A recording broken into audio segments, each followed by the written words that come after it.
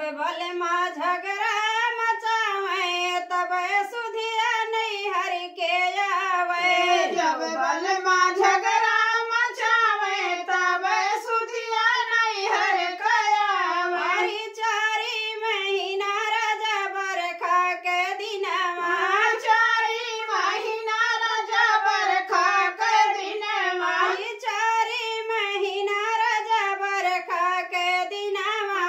चारी महीना राजा बरखा के दिनवा। अरे जब सैया के धनवा निरवावे तब सुधिया नहीं हर के आवे। जब सैया धनवा निरावे तब सुधिया नहीं हर कयावे। अरे जब बलमा धान निरवावे तब सुधिया नहीं हर के आवे। जब बल माँ धनवा निरावे तब सुधिया नहीं हर कयावे। अरे जब बलमा झगड़ा मचावे तब सुधिया नहीं हर के आवे।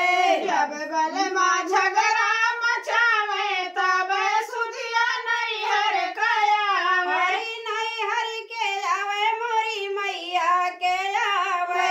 नहीं हर कयावे मोरी मैया कयावे। अरे जब राजा झगड़ा मचावे तब सुधिया नहीं हर के आवे। जब राजा झगड़ा मचावे तब सुधिया नहीं हर कयावे। अरे जब राजा झगड़ा मचावे तब सुधिया नहीं हर के आवे। जब राजा झगड़ा मचावे तब सुधिया नहीं हर कयावे। हरी चारी महीना पिया जाड़ा के दिनवा।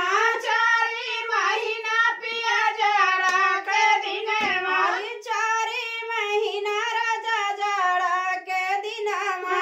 चारी महीना राजा जाड़ा के दिनवा। अरे जब हमसे बर्तन मजावे तब सुधिया नहीं हर के आवे। जब हमसे बर्तन मजावे तब सुधिया नहीं हर कयावे। अरे जब सैया बर्तन मजावे तब सुधिया नहीं हर के आवे। जब सैया बर्तन मजावे तब सुधिया नहीं हर कयावे। हरी जब बल माँ झगड़ा मचावे तब सुधिया नहीं हर के आवे। जब बल